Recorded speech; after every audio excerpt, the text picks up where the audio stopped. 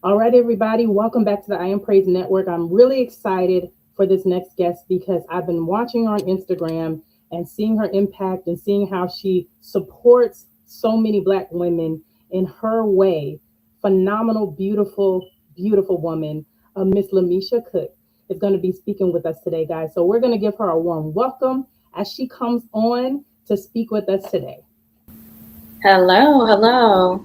Hello, hi. So happy to have you here today, and I'm just excited about just what all you're going to share with us on the Sheo26 experience, where we are interviewing different amazing, phenomenal CEOs in their own right, paving the way, getting ready to take over 2027, 2028. We're really excited to have you here with us and just hear all about what what has brought you to this place and this space, and really just encourage other women with your tenacity, your discipline. That was something I noticed about you, your consistency, even and not just about your posting, but just the different things that you posted and how you just shared different elements of women in vast varieties of industry. So I was really excited to just really interview you because I know it takes a lot to power something like that. And I loved our last conversation that we had where you had an event, and it was so amazing from what I understand, and just what you did to build and press through it. I said, you know what, I want to ask her some questions to help us understand the type of woman that is behind this movement, right? So that we can share. If there's somebody who has a story that they're in a direction that I'm sure that they want to come into another lane or discover something, or they may be in a certain industry different, and they want to know, is there anybody out there that's doing this like me, or how do I do this, or how do I keep going? It's good to hear from other CEOs. It's encouraging and inspiring. So I'm really excited. So first of all, do you want to just tell us a little bit about yourself, just some things about yourself you want us to know, just to share us a little bit about who you are behind the founder of Black Women's Unity Alliance? Yes. So I know for like my personality is very push forward. As a Black woman, I feel like, what we deal with, just because we are usually when we're going through things, just because we wear good doesn't mean that it isn't heavy.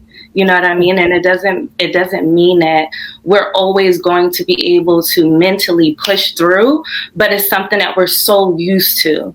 And sometimes without having, a sisterhood or people that are supporting us or encouraging us, which is one of the reasons why I actually started this alliance, because I'm starting to see, it's so many women that I'm affiliated with, that I'm associated with, that are going through so much. And I don't feel like a lot of them have like a sisterhood. Like I know for me, like I said, I'm a push through person, but everyone is not like that. You know what I mean? And I'm normally the go-to friend, the confidant, the person that you get resources or advice. And I just feel like we need more of that. We need more of that support in our community, and we need something for us. Right. Now, what can you tell us is like one of the things that has attributed to you having that nature? Was it your background, the way you grew up? Was it anything in life that pushed you to be that way? Do you feel like you've always had that? I've always been like this. um, you know, I feel like my mom is a strong woman. We all, Yeah, most of us, we come from a strong Black woman or yeah, several.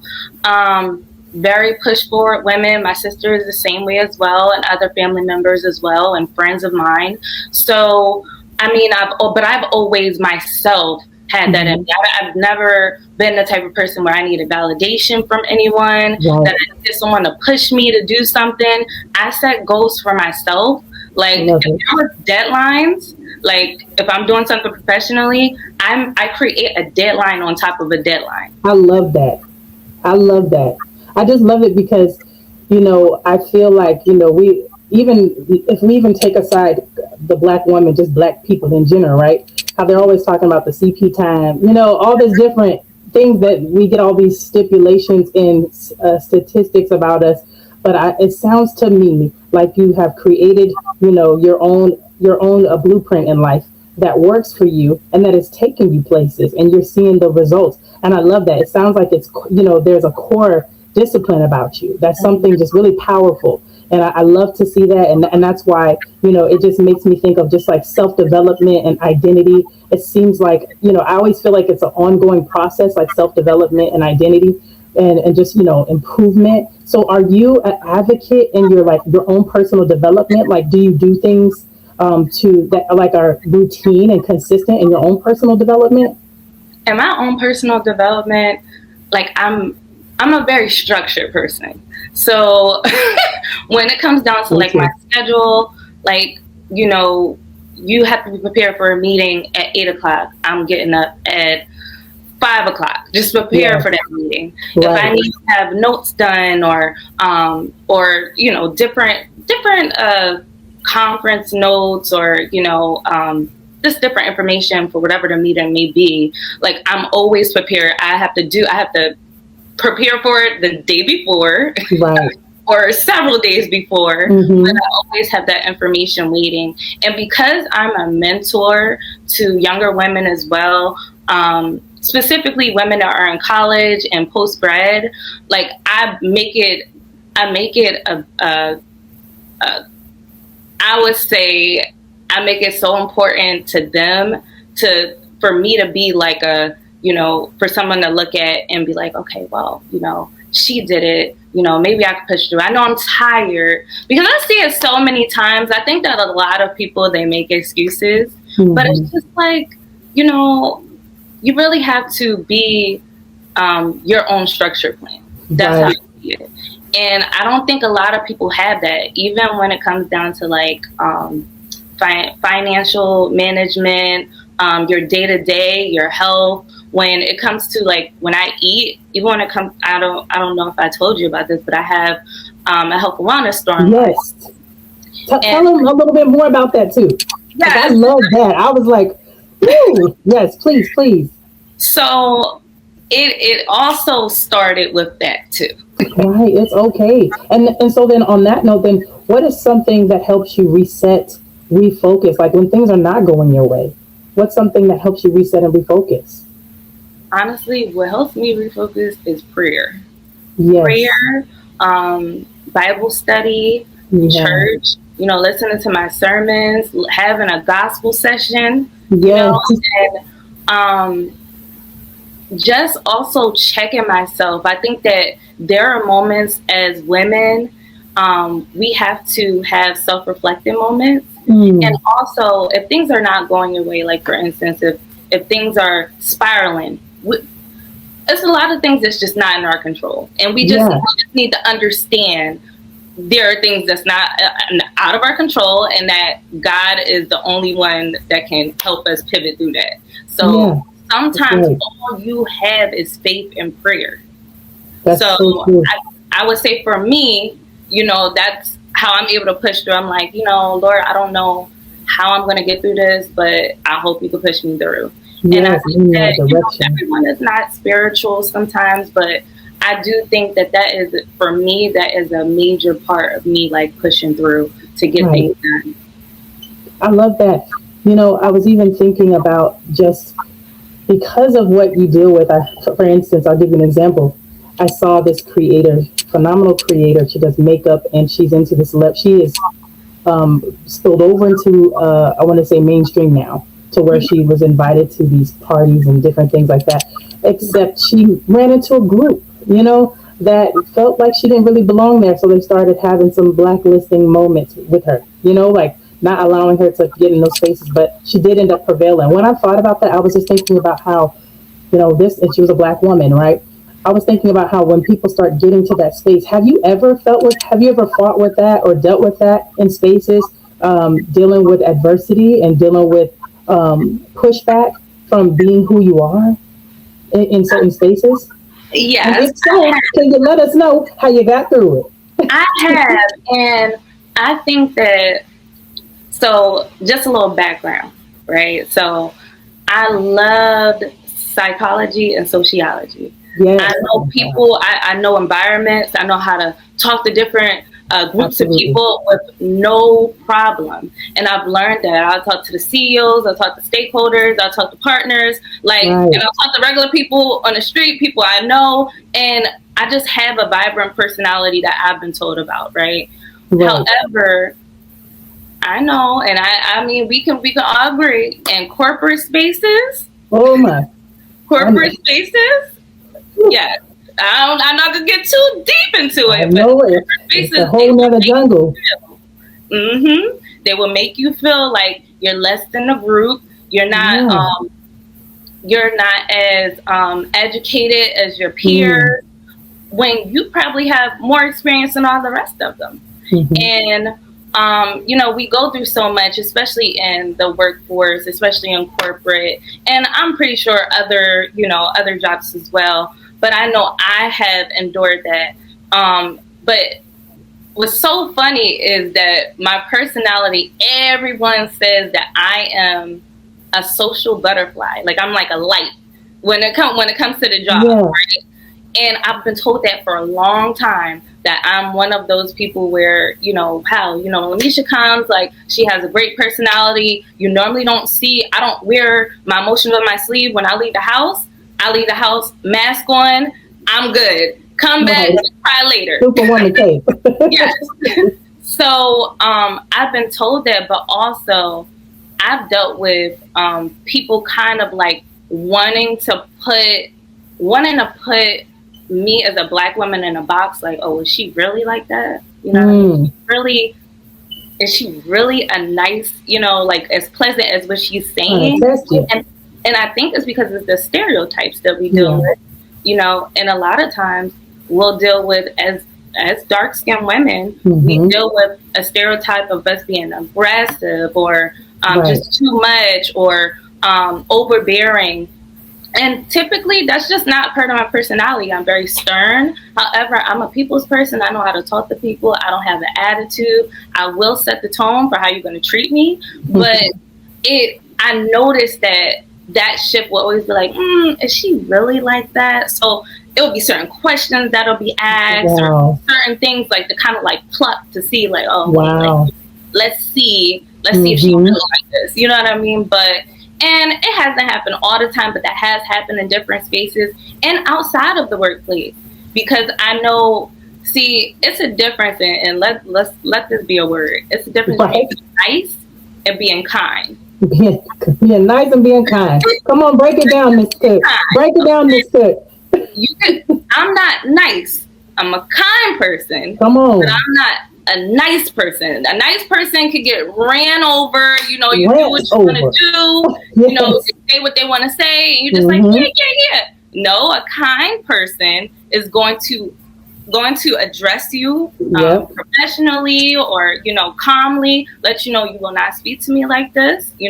Very stern, but it's a certain way, it's a certain tone you talk to people, and you set the tone for how people treat you. But never go around saying, "Oh, I'm just a nice person." No, be a kind person. Right.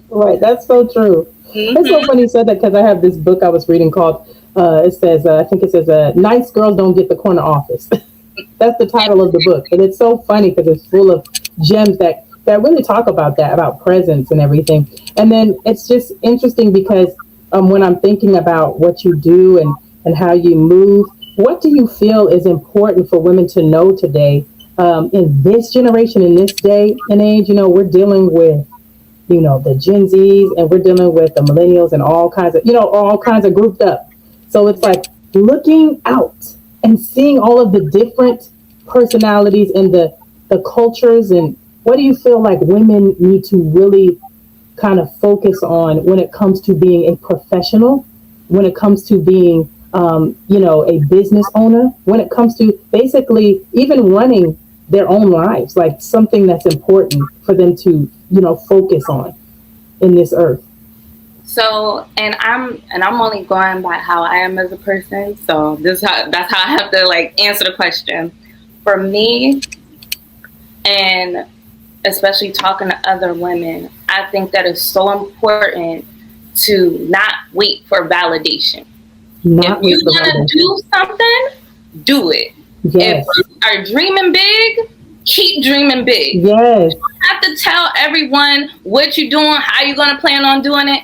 And Come another on. thing is that, stop telling people prematurely what you're trying to do if they are not trying to better their life either.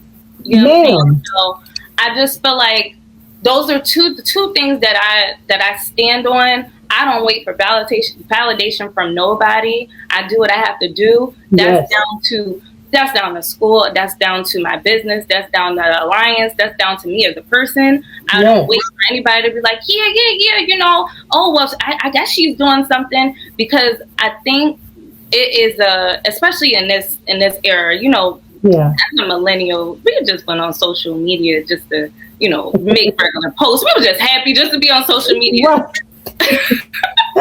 It's funny that you said that. I'm laughing because it's so true. Like, everybody else got all these reasons why they do it, and I'd be like, oh, I was just like my little diary. But okay. Everything is strategic. Everything is for everything aesthetic. Right. Everything is, oh, I gotta look like I'm living a luxury life.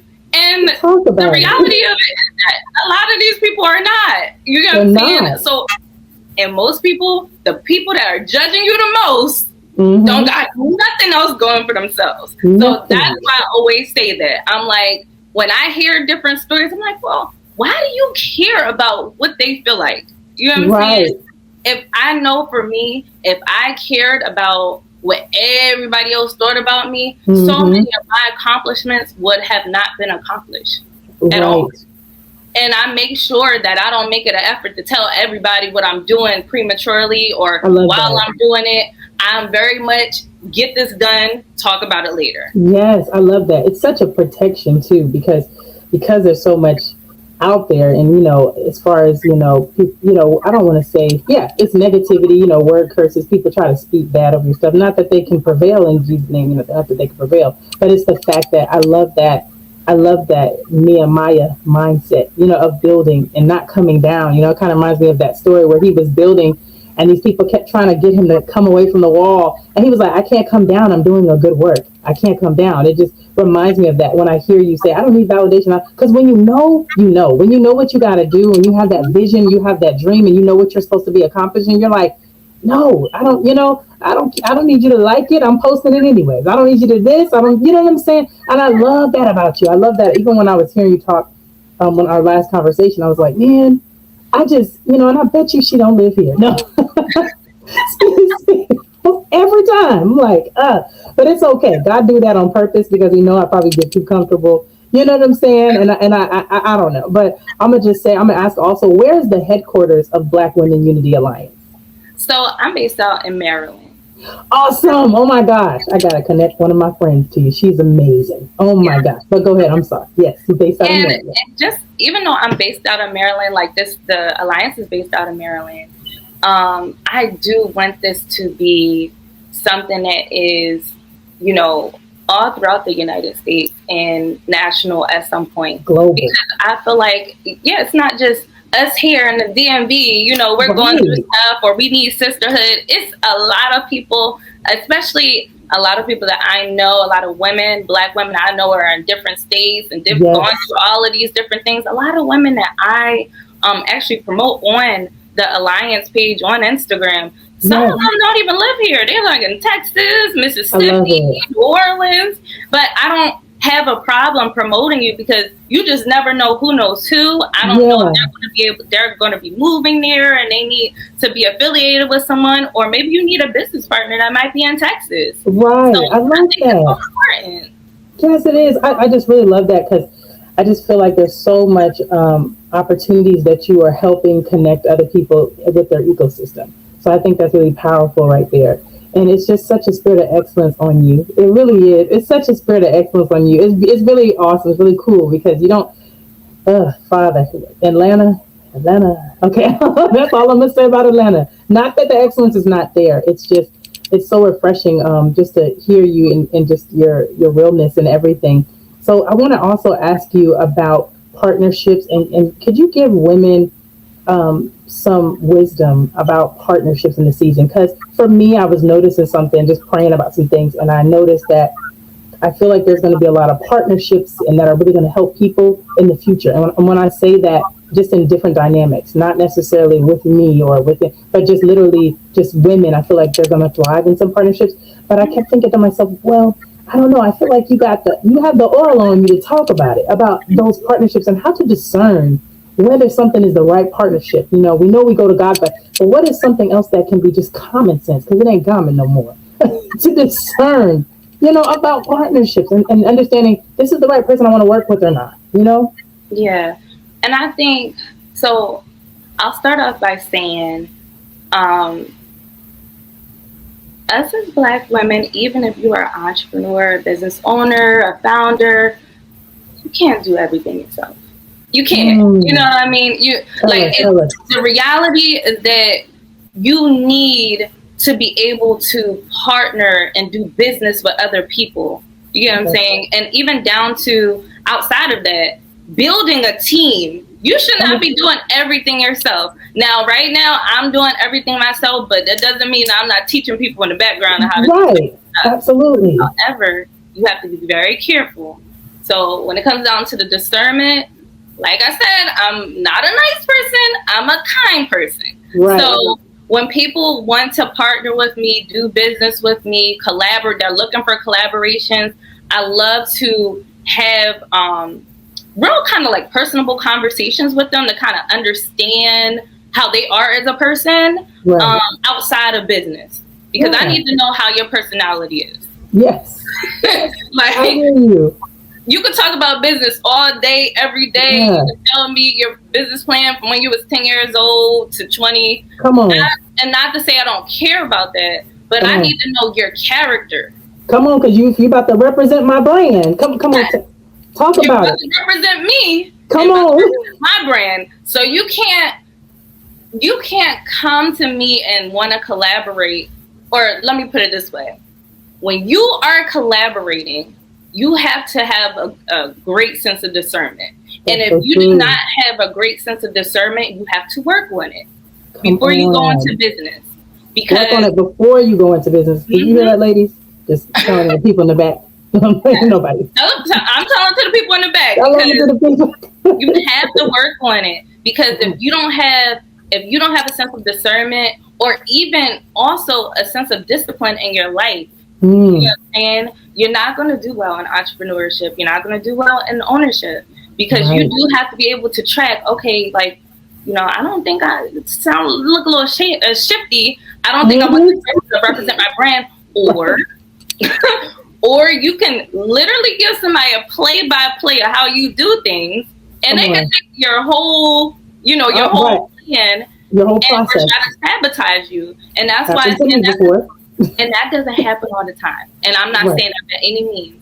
But it's all about really understanding a person's character. Have a few personal conversations with them. Maybe talk about business here and there, but have those personal conversations. Hey, like, you wanna hop on a call real quick? Hey, how you like develop a friendship or some kind of bond with them to see if they're really who they say they are before you start to do business with them. Come on. That's so powerful. And another thing I wanted to ask you about, I wanted to get into this, I'm not going to hold you long, relationships. I wanted to understand like your thought process on when it comes to relationships while you're building this. So this is the question. It's going to be focused on, when you are building, do you feel like it is important for there to be boundaries in your relationship versus what you're building, or do you feel like they should just be involved with it as well? Now, romantic relationship? Romantic relationship. Okay. So when it comes down to about the preach, I felt it. That's what it means to be equally yoked with a person. Right. Because if you are dreaming big, and that's the thing, sometimes a person may not be, and this is romantic relationships, friendships, any kind of relationship. Right. All of that equally yoked. Yeah. But a person should be, even if they're not directly into what you do or what you do in business, or they may not be in school, they may not understand entrepreneurship, they may not understand how to become a founder of an alliance. You know what I'm saying? Right. But they see how passionate you are about it. Right. They should be your number one fan. Wow, your number one fan. And I stand on that because I feel like as the type of person I am, I'm always, hey, like we need to get you here. I think you should be doing this. Speaking life into your partner is so important. That's and so important. Yeah. I don't feel like that should be separated. I don't think that because you have established, one or two businesses or established an alliance, and because your partner has not done that, or maybe they're in the developing stages of doing something different, Mm-hmm. I think that you should be each other's number one fan, because that's how you build each other. That's how you build a generational wealth foundation with your partner. And I like that. It feels like it feels like too sometimes when it comes to even like strengths and weaknesses, like even when you were saying like they don't have to know this, they don't have to know that. I feel like sometimes it's even too like what you said about them not having to know specific things. They can have a strength in another area. That could be also your strength later on. So do you feel like for example the romantic partner, like possibly you should tell them everything that's going on, or do you feel like there's like a limit, like to what is shared with them? So if you feel, what I will say is this, if you feel like you have to limit everything that you're saying to your partner, there's something off. There's something off, because that means that's a sense of trust that you don't really have with that person. Right. Now, I am a person where I naturally just don't share all my whole life. You get what I'm saying? I'm the same. I get what you mean. If we're talking about somebody supposed to be your fiance, y'all married, y'all been in this game for 20 years, 15 years. If you don't feel comfortable, especially if you're at your most vulnerable, right? You're most vulnerable in business, and you can't go to your partner and say, X, Y, Z, this is going on, without being judged, without feeling like they're not going to understand or they're not going to really care. That is not the person for you at all. Yeah. And I also feel like, going back to what I was saying earlier, when it comes down to like romantic relationships, I do personally feel like discernment is key with that too, because you'll know, and I know women that have gone through it where, when it comes to Black women, we're highly the most educated group, right? So typically, sometimes, like, there might be men that might be a little intimidated, might be like, hold up, she's doing a little too much. But if your man ever feels like you're doing too much, or they wanna dim your light, that is not the man for you. Right. That is not the man for you. It's always like when it comes to the economy is shifting. If you may be making more than your person, or vice versa, but even with that, that person should still be a number one supporter. It should never be like they're competing with you. Right. No. I agree with that. I agree with you on that, because I must say, my person is extremely supportive to the point they'll create a whole plan, right? So I'm grateful for that. I think also I was thinking about that too, because you think about the Oprahs and the Stedmans, right? You think about the Peaches. I think her name is Peaches, with the vegan place that got how her too. I was thinking about her too. Yes. So I was like thinking, like, there's so many different dynamics, right? Of different, you can see it all over the world.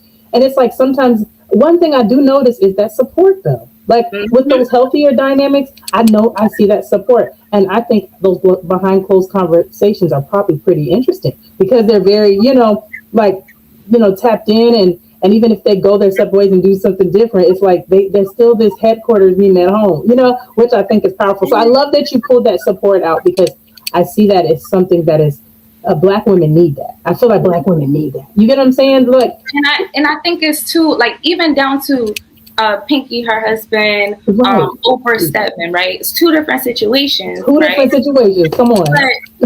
But the foundation of that is they love each other. They're number one fan. That's their man, or their one, like, as a partnership, they're their number one fan for each other. Yes, you can tell. Yes, you could tell. He's helping her. He's there for her. She's helping him. Oprah and Stedman. Everybody talk, over the years, they done talked all this mess about Oprah and Stedman. But guess what? All this mess. Her man is there, front and center, cheering her on. Okay. Yes, I met him personally. He's a really kind soul too. So I could even see why she, he's very kind, sweet, quiet soul. Got to sit with him at dinner, and he was a very quiet, kind soul. It's so funny because people don't. I think I wanted you to touch on that too, because I think it's like so interesting how they say opposites attract and everything like that. And I'm like, I'm looking at you, Miss Cook, and like you going, like you going, not just places, you going all over the world. So I just wanted to know what your perceptive was, because I know there's a lot of women building stuff, and Black women get scared in building, and there's this narrative that's going on, that's going on right now, where I see where it's kind of like this conversation, like of kind of like, I don't need a man, I don't need a this, but they know they want a man, and they know that just. We need to know, because that needs to stop. I'm so sorry. You bring this up. Like that needs to stop, okay? We do need men, okay? Like, and they need us too. So that whole talk about that, being successful and because it's like, what is this whole? You can't be successful. Like, I feel like that's poisonous. It's a poisonous thought process to be like, I can't be successful and have finances and also have a faithful, supportive, loving husband, or what I'm saying, or partner, whatever. I'm just like, talk on that for just a second if you don't mind, because I was like, what is that? I don't like that, and I'm not trying to dim the light on anybody's podcast or anything like that. The relationship podcast, the narrative of Black women don't need Black men don't need Black women, that needs to stop. It needs to stop. It's really destroying us, actually. Yes, it is. So, I feel like at the end of the day, when it comes down to what I was talking about earlier, you do need to have enough discernment to know whether that person's going to be for you or not. Like, I'm all about accountability. You can't tell me that, all guys are not good, all women are not good, and not take a back step and be like, hold up, why do I feel like that? Come on now. There's something wrong. And you need to fix that before you go into another partnership, because you can't be a serial dater and you're also not healed. You're never going to find your person if you are not whole. You get what I'm saying? So I feel like that needs to stop in our community, and I hate that conversation where it's just like, oh well, I don't need a man and I don't need a woman. At the end of the day, and when I think about beautiful relationships that our elders had. You know what I mean? Back in the day, yeah. Say, some of the relationships were like, Papa was Rolling Stone. Yes, we know that. Okay. No, we did it. But there were beautiful marriages, sacred marriages, and I don't understand why we have fell into this like I said, this narrative that we don't need each other, and that and as someone that stands strong in education, stands strong on my business and all of those different things, I can sit back and say, oh, at the end of the day, I need a man. You know what I'm saying? Certain things, I'm not trying to be grown old by myself. Like, no. Okay. But it's okay to admit that. It's okay to admit that, ladies. I'm just like, when you just said that, like, it's okay to admit that, ladies. This whole narrative. I'm sorry. I just needed to. 8 different degrees. You can be making 6 figures, 8 figures, whatever. Keep you warm at night. Are you just gonna be by yourself? You gonna be by yourself with some cats? Exactly. And it's so funny. It's funny you saying that, because I feel like it's like, yes, there's the natural need for them, but there's also like I feel like there's even a supernatural need for them, because I also feel like men are coverings, biblically they talk about the head, the prophet, and the priest of the home and all that, and I just think that there's something, 2 is better than 1, that wasn't written in the scriptures for a reason, like for no reason. So when you talk about just the need for them, it's like, and even when you talk about the fan, like being your biggest fan and being, you know what I'm saying? It's not just so you can like everything I do, but it's also like what I got from what you said was like, it's also someone who sees everything that you do right and everything that you do wrong, and can honestly have true conversations with you. That's more real than your best friend, because they're not in your life like that and own your life like that. You know what I mean? So it's And like when you say that. and it needs to be like, I feel like as I observe and I listen to people and down to our conversation right now, it needs to be a reset. It needs to be a reset. All of these, Reset. I don't want to get too deep in it because I'll take it down a rabbit hole. But I feel like sometimes when I hear, all right, so when you hear these conversations, right? Like say you hear women that are saying, "Oh, well, I don't need no man. I don't want no man," and then you hear men saying, "Well, I don't need no woman. I'm good without." When you start asking questions about their family dynamic, oh come on, then you're able to understand why they talk like that. Yeah, because if you're not coming from a family where there's a set foundation of a strong Black family or of a two-parent household, or where daddy was the protector and the leader of the house, mama felt safe, she felt soft, she felt taken care of, she felt loved on, you're going to have a whole different mind frame. Yep. Oh, and so we see that so often, and if you haven't seen it, it's always something like words like, "Oh, well, he wasn't even there," or like, well, my mom, oh, but she didn't even date anybody, or whatever the case may be. But I say that to say this: if you have experienced it, that doesn't need to be your life. Okay, come on. These are for the people that have seen, they've been in a toxic family, they might not have had a two-parent household. That doesn't need to be your reality. You know what I mean? You need to take accountability for and responsibility of how you want your life to be, whether that's a relationship, whether that's business, personal, all of those different things. You have to take the responsibility enough to be like, you know what, I don't want that for myself. I want to be better, and I want better. And in order to want better and get better, you have to be better as a person and understand that you have to work on yourself. That's self-healing. Self-healing. So once you heal those parts of yourself that you weren't getting from whichever parent, or wasn't getting in the household, or however you grew up, or the environment that you came from, you are able to attract a healthier partner and understand what love really is. That is so beautiful. Because even when it comes to the dynamics of not having someone in the home, it's the same thing with finances too. Because you can have a two-parent home and the finances be jacked up, or you can have a one-parent home. And when you talk about that, it reminds me of the saying that says, "It's not your response.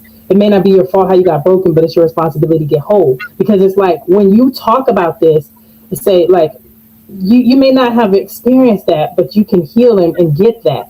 That is what needs to be being pushed to the Black women.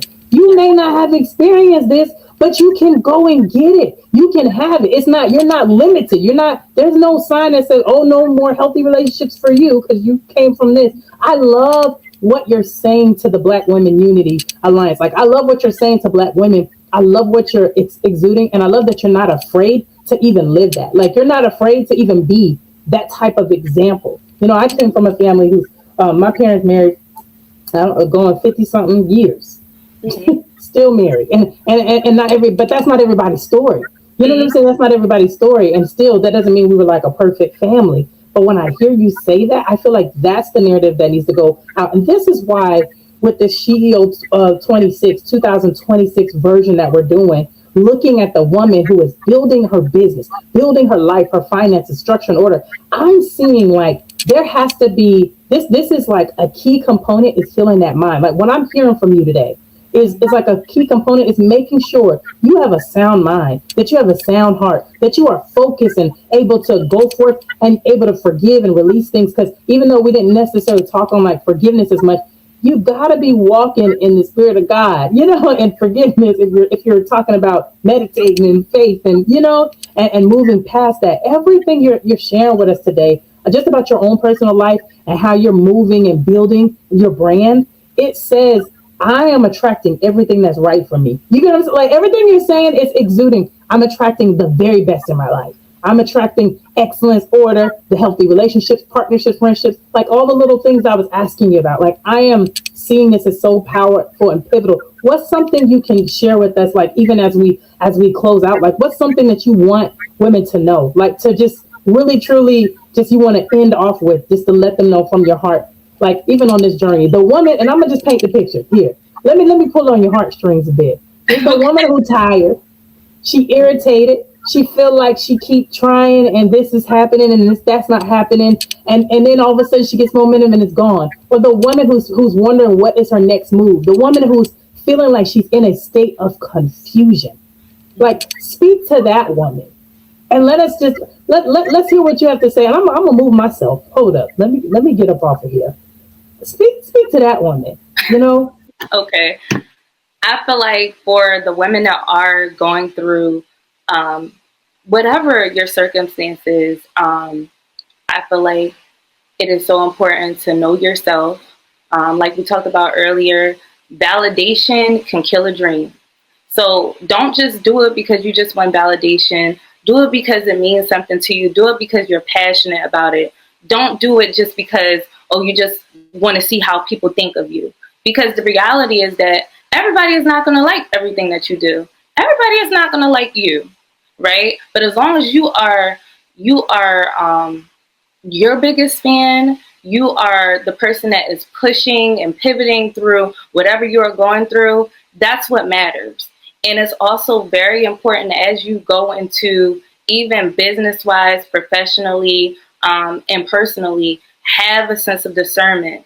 When it comes to meeting people, when it comes to building relationships, business relationships, etc., you have to have a sense of discernment because that will make or break your dreams and sometimes save your life.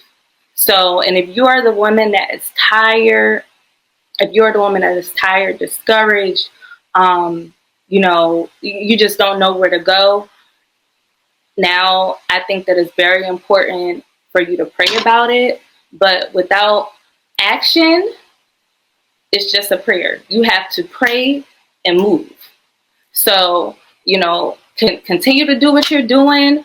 Don't let nobody push your dream away. Don't let nobody make you feel like you cannot you cannot fulfill something, or make you feel like you're not good enough to do these things. Because at the end of the day, you're worthy. You're good enough, and I feel like at the end of the day, even down to my alliance, there are people like myself out here encouraging you to be your best self.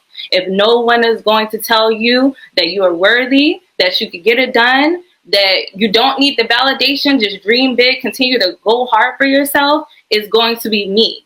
So that's what I want to leave off with. So powerful. Oh my gosh, Miss Lamisha Cook, founder of Black Women Unity Alliance. You have blessed us today and you have reset us today. And I know that those listening in are going to be just, and not just inspired, empowered, and just realigned. And it's so needed. We thank God for you. We thank God for what you're doing.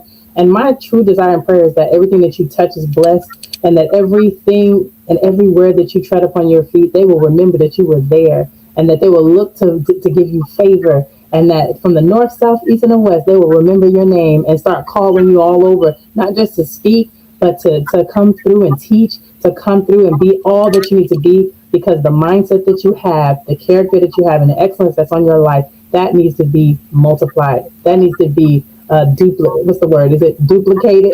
That needs to be recreated. Like, and that's something that still doesn't take from away from the genuineness and the originality of others. It's just something about you, something about the CEO, y'all. It's something about her, y'all. I don't know about y'all. It's something about her, y'all. Like, so I hope that you guys are going to go and follow her. I know that you are. I know you're about to get right off of this and you're going to go ahead and follow her. You're going to go ahead to her store and support her. You're going to go ahead and connect with her. You're going to pay attention to what she's doing and you're going to support her. So thank you so much and for being on CEO 2026. CEO 26 has been blessed by your presence. We thank you so much. And we hope all of you guys have an amazing, amazing time. We'll see you guys next time on the I Am Praise Network. Thank you. Thank you. Bye.